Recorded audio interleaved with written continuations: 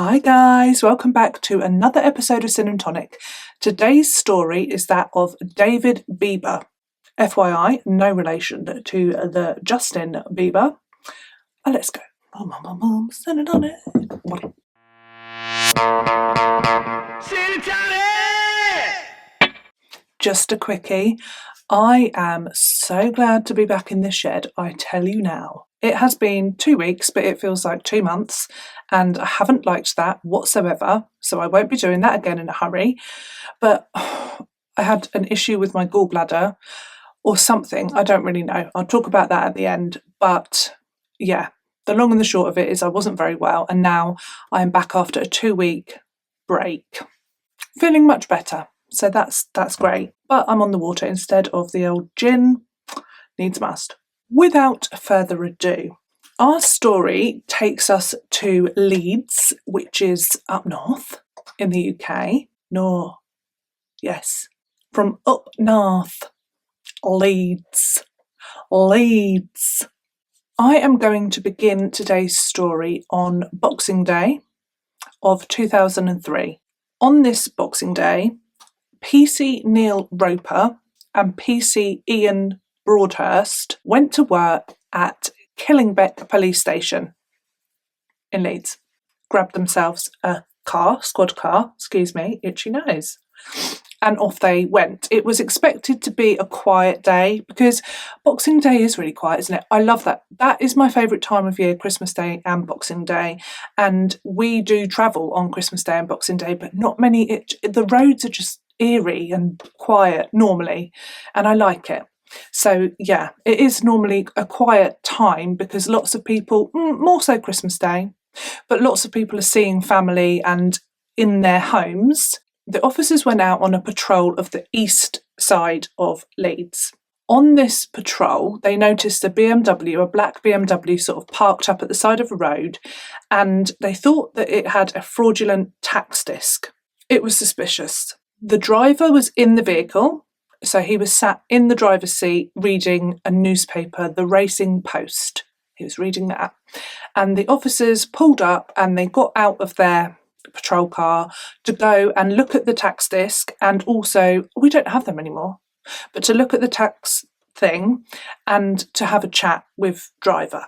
There is some footage of what happens because there is a camera in the police car and that's recording like out of the front window, what's that called, windscreen, and then there is also, it's recorded, so the sound inside the police car is recorded as well. Jesus. What does it mean when you've got an itchy nose? Oh, things are moving. Maybe I'm being cursed. Christ's sake. Oh my God, now I'm so scared. We're watching Stranger Things at the moment, so I can't cope with that. PC Broadhurst, Ian, he put the driver of the vehicle into the back of the police car behind him. So he sat in the front seat and put this man behind him. And he did that while PC Roper radioed in. He was sort of strolling around the car and he'd radioed in the license plate and the tax disc and all of this. And it was as they had suspected. And this was actually a stolen car. It had been stolen in the November, and yeah, the lady on the control was quite excited. She was like, "Oh, you've done it again. Done it again. This is like the Batman and Robin here of like stolen cars, it would seem." Anyhow, so she's very excited. They now know that in the back of the car they've got, a possible car thief.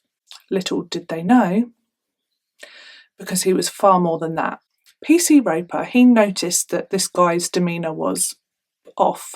He said like he was too calm and that he was a bit dead behind the eyes. Like he was just, like a bit cold and emotionless and just odd.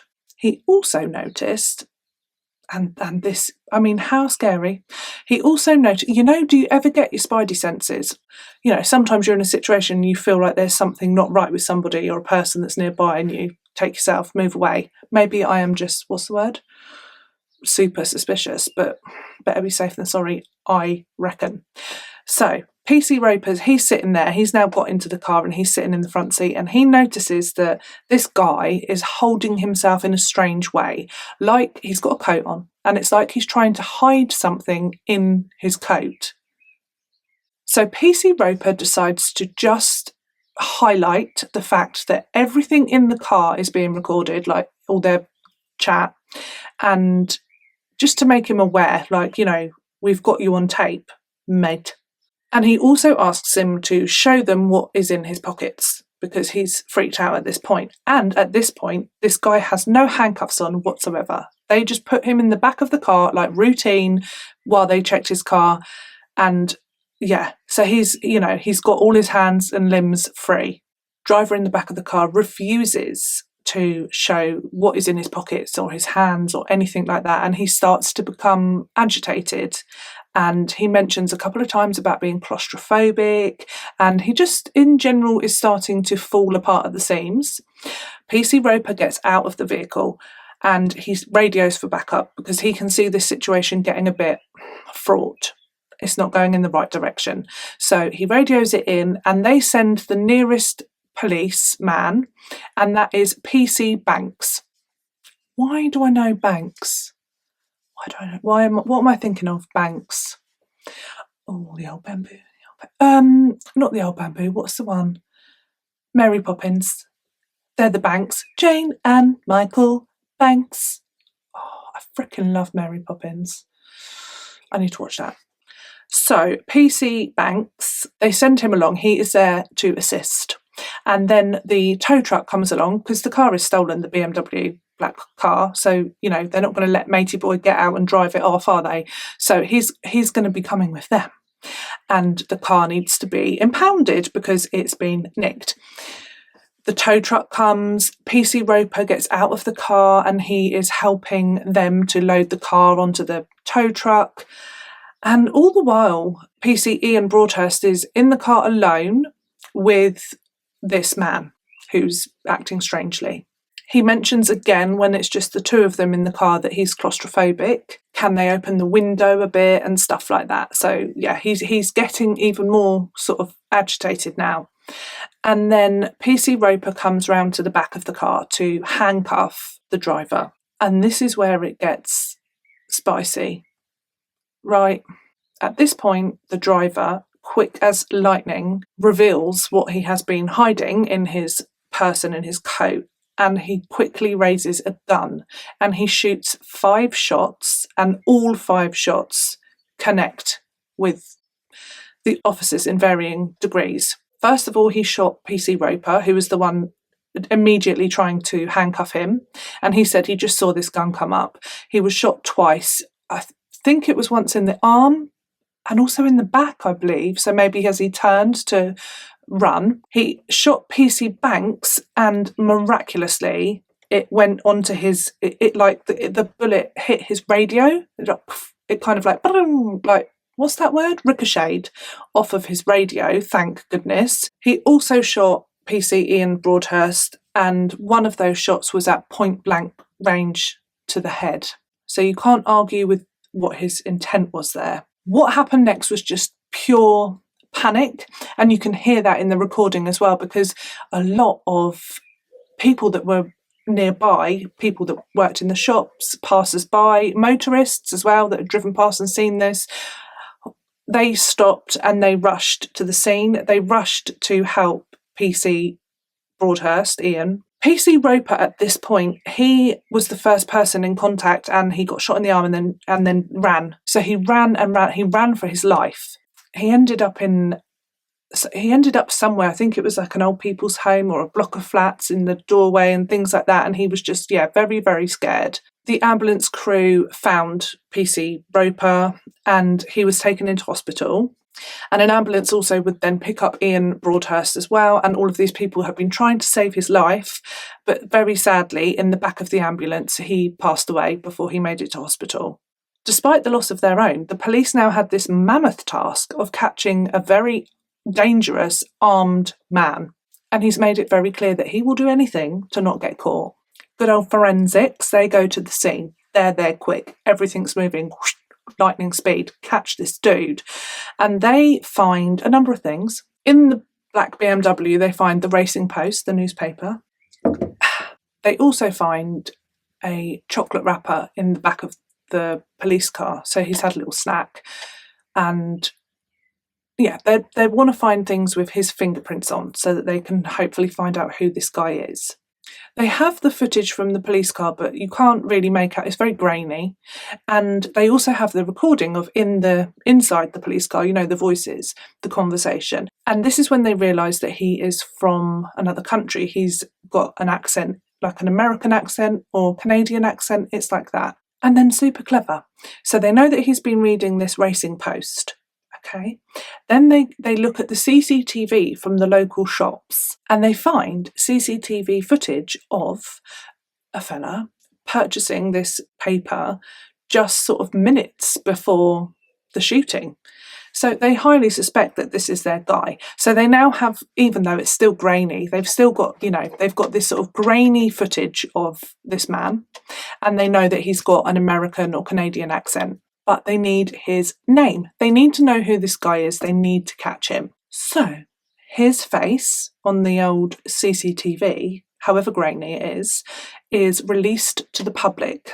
And would you know, somebody rings in with quite a lot of information, actually, not just something rubbish, some good info, a phone number as well. So this guy's phone number, they're like, oh yeah, that's Nathan Wayne Coleman. Ooh, thanks. They do some digging into Nathan Wayne Coleman and they find that he is a registered doorman. Via this information, they then find his address and they head there quick sharp. And it's grotty. He's anything but clean and tidy. Yeah, his flat is a shithole. Inside, they find a doorman's suit, bodybuilding powders.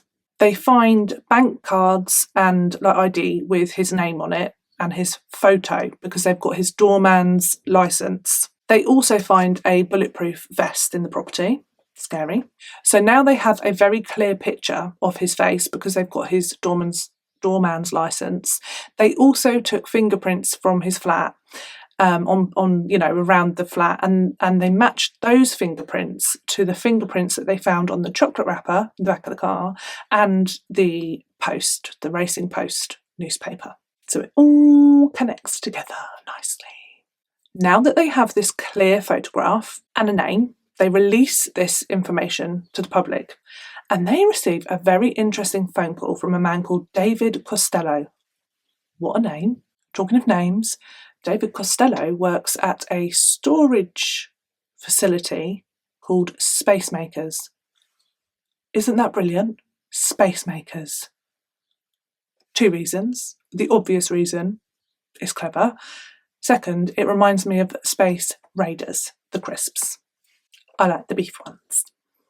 Oh no, I like the spicy ones. Anything but pickled onion. David Costello of Spacemakers, he recognised the name in the photo, and the guy had actually been in the day before to his storage, what do you call it, like locker? They're just big unit, I'm going to call it a unit. Yeah, he'd been into his unit and he'd taken some things out. This was 2 days after the shooting, and the CCTV footage from Spacemakers showed that at this point, by then, so 2 days after the shooting, Coleman had already dyed his hair. He tried to change his appearance. The police went to this unit and they, went inside, and it was, not ideal, really, because the whole place was just full of shells and a machine that could make bullets. That's what you want, isn't it, for this armed fugitive? He basically was now well stocked with ammunition. Did I say before this is where it gets spicy? Because I was wrong. This is where it gets frickin' spicy. Check this out. This blew my mind. I was like, what? This is like out of CSI. Here we are. 4 days after the shooting, the FBI get in touch with the police because I think I forgot to mention, but when they took all of the fingerprints and they then listened to the tape and realised that this guy was from America or Canada or whatever, Canada, it's because I'm not drinking gin. Let's just say that. You think I would be better? No. So they sent the fingerprints that they had discovered. We will get there. They sent his fingerprints to America, to the FBI, and whatever, is it the FBI in Canada as well? Whatever, those people. And yeah, so they got in touch 4 days later. I was going to say years. I think I need some help. Now, when the FBI get in touch, this is not Nathan Wayne Coleman. No. These fingerprints belong to David Bieber, not Justin, David Bieber. Who is David Bieber? It's this guy. So Nathan Wayne Coleman is a ruse. It's fake. That's not a person. And can you imagine this now? They also divulged that David Bieber is wanted in the US of A for a murder committed in 1995. So he has been on the run for 8 years. Say what? What an unusual case. Those officers must have just been like, what? Jesus. Because this does not happen every day. So, David Bieber. He was born in Florida. He was talented at sports, but sadly, he would become addicted to bodybuilding and, in turn, steroids. He then joined the Marines when he was old enough, and that did not go well. He could not handle authority at all. And in his short time in the Marines, he went AWOL like 15 times or some crazy number like that. He just was like, nah, not listening to you, and would just, swan off. They're harsh, aren't they? They're like, like shout at them all the time. They make them cry. I think it's cruel. But then, what do I know? But yeah, but he had not only no respect, but like it didn't mean anything to him. So it wasn't scary because he was just a bit like, who the heck? Yeah. I mean, what do you do with someone like that? He would then leave the Marines. And then in the February of 1995, this is when this sort of murder would take place. I say sort of, it was a murder. This was the murder of Marcus Muller. He was a fellow bodybuilder and also a drug dealer. Bieber was also dealing drugs, steroids. Marcus was found shot in the stomach and the face, the head, by his girlfriend. Again, there's footage of like the 911 call, and there's a picture, I don't know if I even want to share it, to be fair, of the body. And you can't really, sort of made me feel a bit... And it just seemed like, because it was just inside his front door, and he was a big bloke. So Dave and Marcus were big. They were bodybuilders, so they were big men.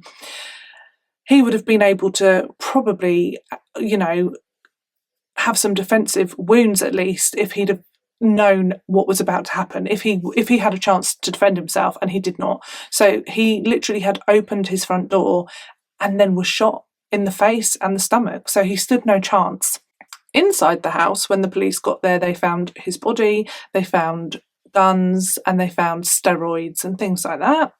And outside the house, they found David Bieber. Suspicious much? And again, he had a very strange demeanour.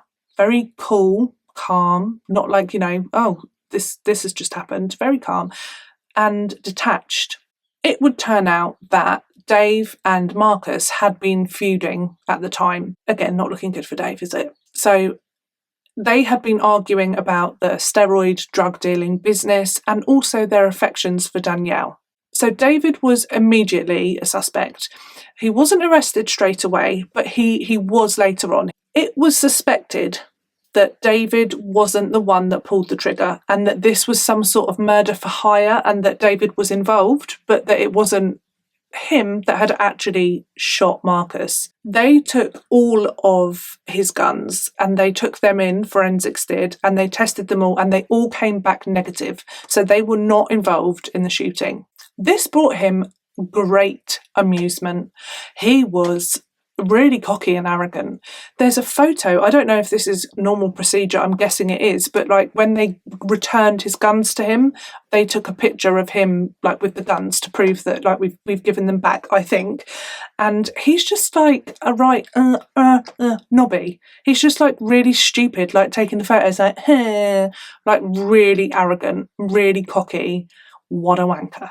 6 months would pass and Bieber was not charged with anything. There was not enough evidence, so he was a free man. 6 months went by and then, talk about cocky and arrogant, an ex-girlfriend of David Bieber's was involved in this horrific thing, and basically someone tried to kill her, so it was an attempted murder, but she survived. They missed, but basically very similar thing. Somebody tried to shoot her like 4 times. After this, police received, it's your ex-girlfriend. Anyhow, they receive an anonymous phone call. This person divulges the name of David Bieber's criminal middleman, hitman, basically, we'll call him that. So this guy, so they bring this guy in for questioning and he does share. He talks, he shares some information. He says that, yes, he was hired to kill Marcus and to kill the ex-girlfriend. He also shares some dark information. He shares that the investigating officer, I forget his name, that's terrible, but he shares that he was on the list. So there's this list of people that Bieber wants dead, and this officer that is interviewing him, he's on it. Jeez, what an encounter. Like, this guy was going to shoot you in your face. Whoa. Not before he had killed his sons.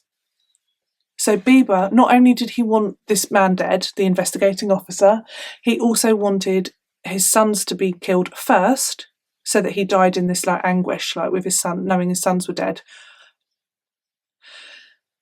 So the sons are sent away into protective custody, and Bieber became a wanted fugitive, nowhere to be found.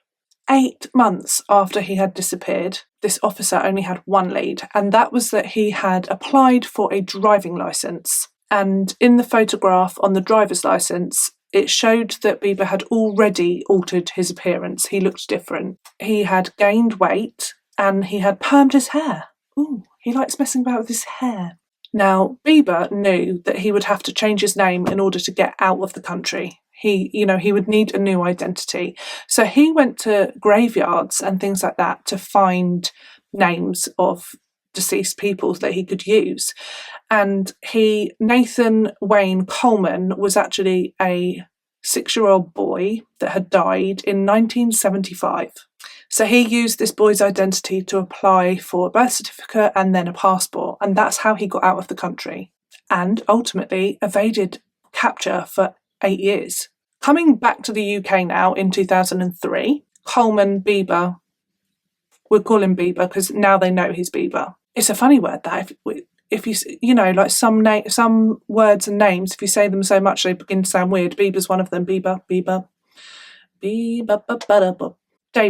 Dave. He's about ready to flee and do the same thing again. New identity, so get a name and swan off. He had collected ammo and guns and things like that, a right arsenal from his storage unit, Space Makers. And CCTV footage would show him in a number of different banks withdrawing money. He also purchased a ticket on the Eurostar to Paris. Ooh la la.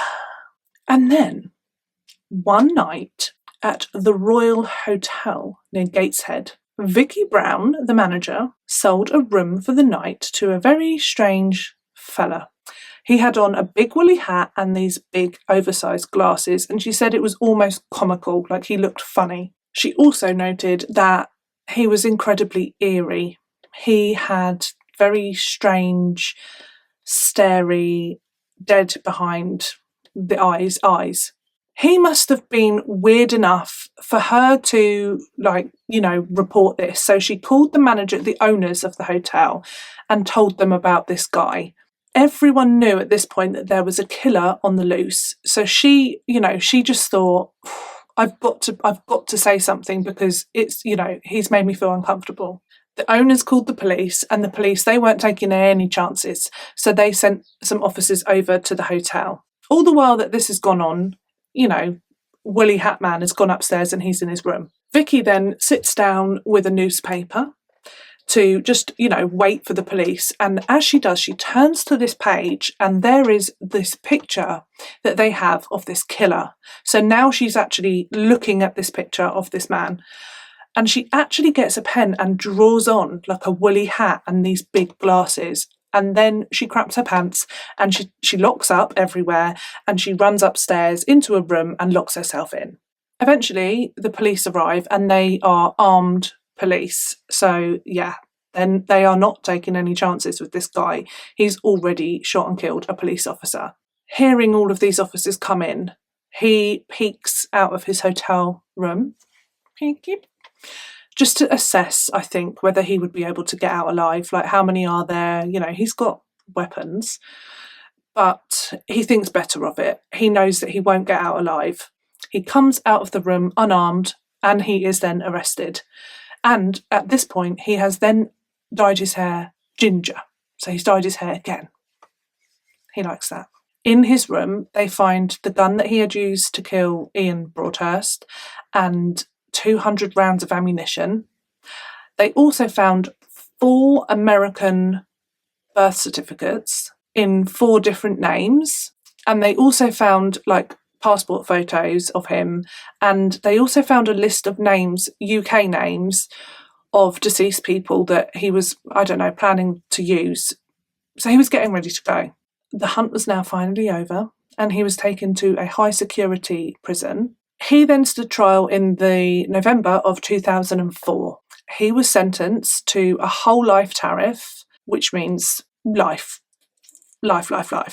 However, ever the one to, fight against authority, he spent just all the time plotting his escape from prison. He was obsessed. Bieber made friends with his cellmate, and his cellmate had been in the army and knew how to use a gun and all this stuff. And so he would just go over this plan that he had of how and it was a fantasy.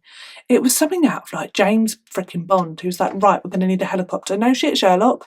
We're going to need cars in multiple places. And it was all planned out. It was a really, but I mean, okay. It's not Ocean's 11. Sounds like the cellmate just sort of went along with this, almost like just humouring him. Maybe, he just, imagine thinking we could, it's hope, isn't it? Anyway, so he goes along with this. And then in 2007, and this must have really made Bieber a happy bunny, the cellmate was released, all charges dropped, and he was a free man. Baby. Can you imagine that? Whoa. But it didn't end there. He would call this cellmate, so the cellmate must have given him his phone number or something. So he would ring him and talk to him for ages about right, okay, so now you're on the outside, you can actually help me get out even more. This is even better. But the cellmate was being naughty.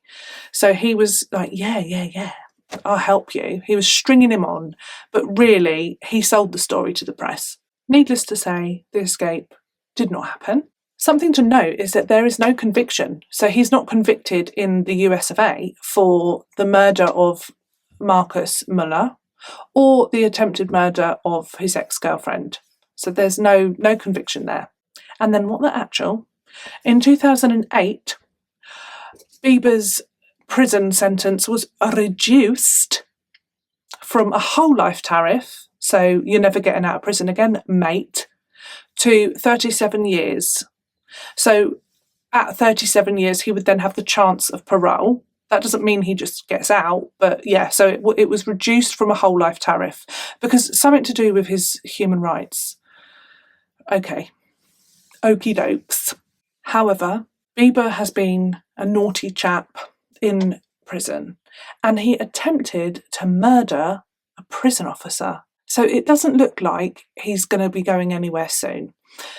There's a trial pending for this attempted murder, and that hasn't happened yet. It's been postponed a few times. A bit frustrating, but I think due to COVID and then other things. But I really don't see him coming out of prison.